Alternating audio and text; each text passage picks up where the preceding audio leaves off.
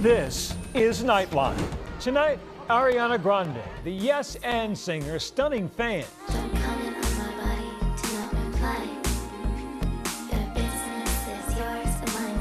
Announcing she's stepping back from the spotlight amid public scrutiny about her health and appearance, ramping up after her latest music video, Petal. What she says is behind the decision. Plus, Dungeons and Dragons going from basements to selling out Radio City Music Hall. One shoulder swells. Her eyes never leaving yours. Even celebrities like Vin Diesel getting in on the role-playing action. As I spin, I reposition my sword and lunge deep into the heart. Yeah. How did this Middle Ages adventure game morph from geek to chic? And gas station gourmet, the latest travel trend. This is definitely not gas station food. Foodies flocking to gas stations across the country, filling up on way more than fuel. I'm here every week. Every week. The novel noshes that have drivers and diners hitting the gas. From ABC News headquarters in New York, this is Nightline. Good evening, thank you for joining us. Ariana Grande's career is on a super high. She's about to wrap up a sold-out worldwide tour, and her newest album is reaching the top of the charts. But tonight, the superstar has an unexpected message, announcing she'll be taking a break and stepping away from public appearances when her tour ends next month. Just days after Ariana Grande's latest album soared to the top of the charts, the pop superstar announcing a step back from the spotlight. She is one of the biggest selling musicians of all time, and this is really at the height of her career after she has successfully transitioned into Hollywood. And so for her to take a step back at this point perhaps is signaling that there's something bigger at play right now. The decision following months of public scrutiny about her health and appearance throughout her Eternal Sunshine tour. This is Ariana Grande at her first show of the Eternal Sunshine tour. Yes. Some fans taking to social media to share their concerns for the singer. There is nothing normal about that, y'all. There's nothing normal about that. And as a huge fan of hers, I'm terrified for her. Some people think she's stepping away specifically to focus on her health, while other people think the constant conversation, criticism, and straight-up bullying surrounding her weight has probably played a huge part in it. Ariana Grande, known for hits like Thank You, Next. Thank you, thank you. We Can't Be Friends. We can't be friends, but I'd like to just pretend. And taking over the big screen as Glinda in Wicked. Oh, actually, it's Linda with a G. I hear them all say. But when her new video for Petal dropped last week, scrutiny about Grande's health and appearance intensified. Ariana Grande and her team posted a snippet of the Petal music video, and it was getting some concern from fans about how thin that she looked.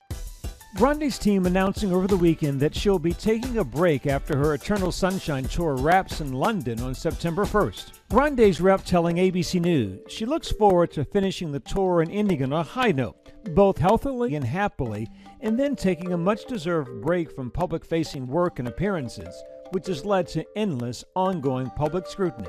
A source close to the singer adding, she performs a very physical show, and there's a lot of athleticism involved. She performs healthily and successfully at a very high level, night after night. That physicality on full display at her concerts, from her dance moves to her hallmark closing aerial stunt. The 33-year-old grappling with similar comments in the past. In 2023, while filming Wicked, Grande taking to TikTok to confront speculation that she appeared unhealthy and too skinny compared to old photos. I think we should be gentler and less comfortable commenting on people's bodies, no matter what. Addressing fans directly, she said the body they've been comparing her to was the unhealthiest version of herself. I was on a lot of antidepressants and drinking on them and eating poorly, and at the lowest points of my life when I looked the way you consider my healthy. Then in 2024, Grande going on to hit back on comments about her appearance in her hit song, Yes and. Don't comment on my body, do not reply. Your business is yours, and mine is mine. Some fans also pointing to the symbolism in her latest music video, Petal, where she's criticized on everything from her personality to her appearance. What's the word? Unattractive. And takes matters into her own hands. This feels like this is a direct response to maybe the last 3 years of conversation about her body, about the scrutiny of her body, and the conversation that it has routinely sparked every time there's a new photo taken of her. My name's Kat. Grande first broke into the entertainment industry when she was 16 years old, a hit Nickelodeon show, Victorious, as a quirky redhead, Kat. Oh, my life's the worst! Here's a piece of candy. Yay, I love candy! The actress turned singer released her first album, Yours Truly, in 2013, with hits like The Way.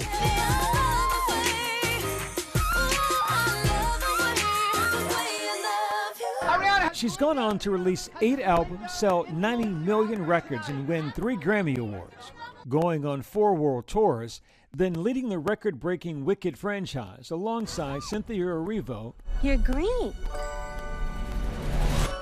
I am. Continuing her movie star power alongside Ben Stiller and Faulkner In-Law, set to release later this year. Is your name Olivia Jones? Yes. You love Henry Faulkner? Very much.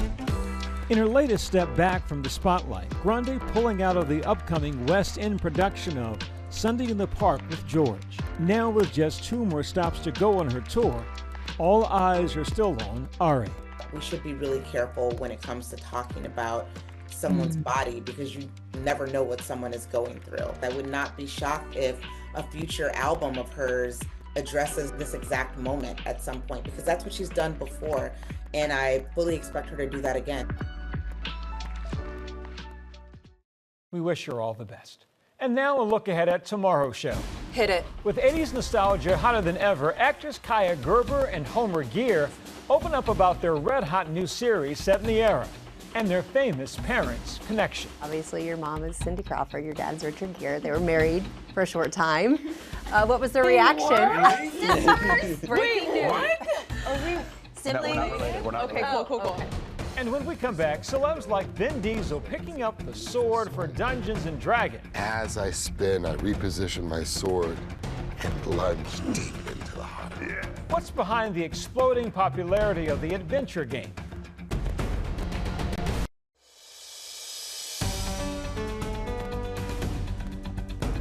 Welcome back. Dungeons & Dragons, a Middle Ages role-playing game, once seen as a siren call for herds of nerds, is now attracting players of all ages, even celebrities, bringing it out of the cave and into, well, everywhere. Here's Nightline's Ashin Singh. Here in the heart of New York City, magic is brewing. We're at Radio City Music Hall to see a sold-out show, a venue that has hosted some of the most iconic acts. Michael Jackson, Lady Gaga, and the annual Rockettes Christmas Spectacular. But tonight, a different kind of performance, inspired by the game Dungeons & Dragons. The group, Critical Role. It's a magical tattoo, because, you know, nerds. Still get nervous before every episode that we play, especially so when there's a stage and a live audience. In the immersive world of Dungeons & Dragons, they're superstars. From their living rooms to center stage, this motley band of actors is embarking on a role-playing game in front of thousands of critters, as their fans affectionately call themselves. We just kind of sit on stage and play make-em-ups, but it's amazing to see that it's affected so many people's lives. Together, they encounter monsters. One shoulder swells. Her eyes never leaving yours. Her grin tears wide into her mouth. Get into some mischief. And fall in love. I always try to explain it as it's long-form improv. It's kind of the world is your oyster.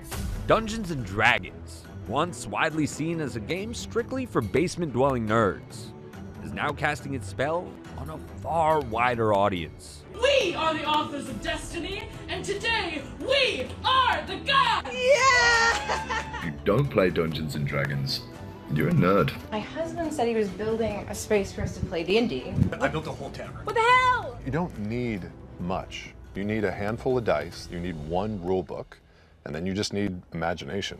And now in this digital age, it's groups like Critical Role that have taken the fantasy tabletop game to new heights. First streaming their campaigns to millions of fans. This jaw kind of splits open. To now selling out arenas around the world. In 2020, we found ourselves, like everybody else, stuck in our homes and really feeling separated from each other. And I think what tabletop role-playing games does so well is it brings people together, literally back to the table. Today, D&D, which just celebrated its 50th anniversary, is big business. Last year, Hasbro raked in roughly $300 million in annual revenue from the game. It's been central to TV shows like Stranger Things. The Demogorgon! We're deep. And has inspired movies like the action-packed star-studded Dungeons & Dragons, Honor Among Thieves. You know not the scope of my power. Some groups around the world have been playing since the 80s. Like Robert Wardell, who according to the Guinness Book of World Records, heads up the longest-running campaign. Even celebrities like Joe Manganiello. Look off the decayer. And Vin Diesel getting in on the action. As I spin, I reposition my sword and lunge deep into the heart. This is where the magic happens. Yes. So this is the set. But that's the DM screen, which hides all of his notes. That's the seat of power. Ashley Johnson and Travis Willingham are two of the founding cast members of Critical Role. Is it illegal that we're even back here right now? Yes. You're going to get arrested. Okay. That's what's going to happen. Like many epic stories, they had no idea what they were getting into more than a decade ago when they stepped into their dungeon master Matt Mercer's living room. And Matt turned to me and he was like, so what character are you playing for this? And I was like, can I just be a barbarian? He was like, yeah, what's your barbarian's name? I was like, we come up with names? He goes, yeah, you can just come up with a name. I was like, Grog, from Monkey Island, Grog, right? And he goes, tell us about Grog. I'm like, there's a story about Grog? Grog's story would unfold in the critically acclaimed animated show, The Legend of Vox Machina, based on the group's first series of adventures and voiced by the cast themselves. Fans banded together to raise more than $11 million to fund it. Amazon saw a huge potential audience and picked it up. It's about to enter its 5th season. The biggest surprise for me, at least, was how much people cared about the story and the characters. They wanted to know more about the characters, backstories that we didn't necessarily have at that point. Is it still a game for y'all, or is it truly are you guys putting more of your actor hats on now and coming to work every day? It's a little of both. There's a part of us during the game knowing that cameras are present, but at the same time, we still have so much love for this game that we can't help but get lost in it. Ashley Johnson, who's also known for roles in hit shows like The Last of Us, Tell him, Ellie. is Pike, a gnome cleric. What's this powder? Herbs and spices? The ashes of my ancestors.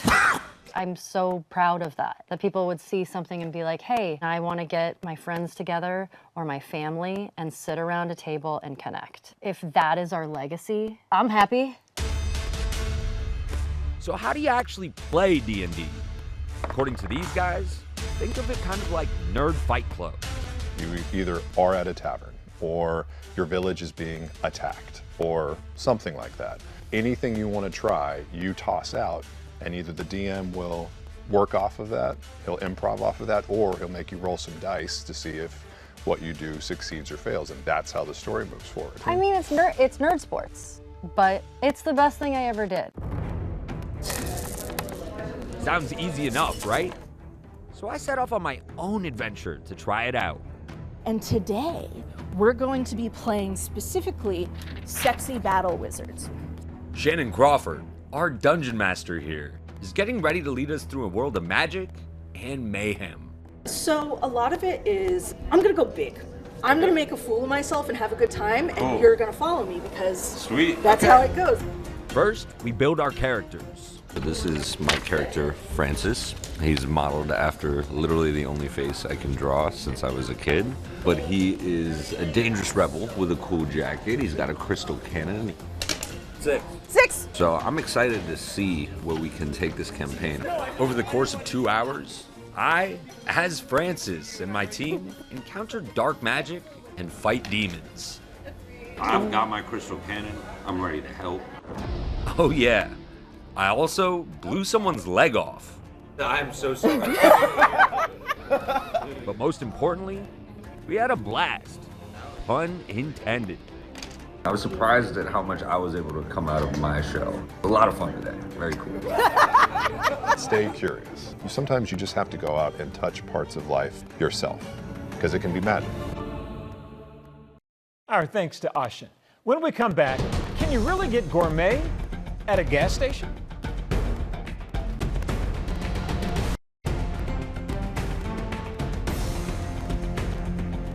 Finally, with summer in full swing and for some Americans maybe the thrill of a road trip, many foodies are discovering novel noshes at an unexpected place, the gas station.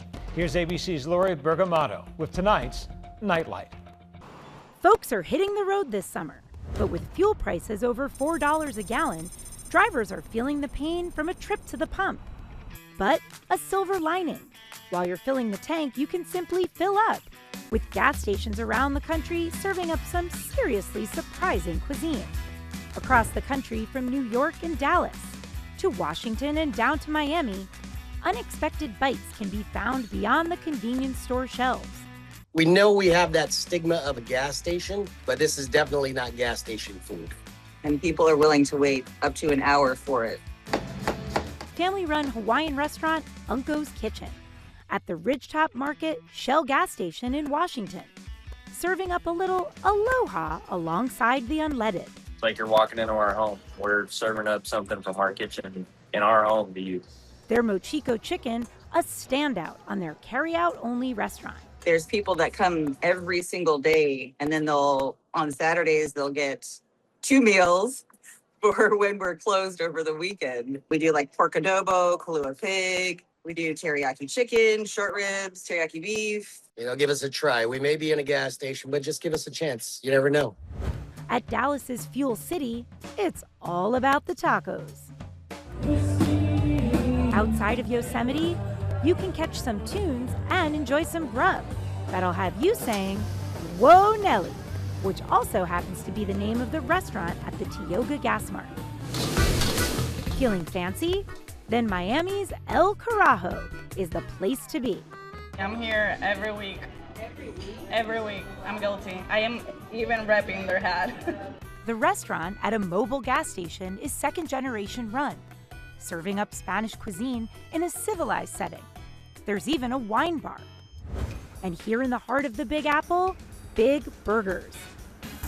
Smacking burger, smashing patties inside this West Village Mobile Mart, and judging by the customer reaction, pristine. I like the pork rinds. Our thanks to Lori. And that's Nightline for this evening. Thanks for the company, America. Good night.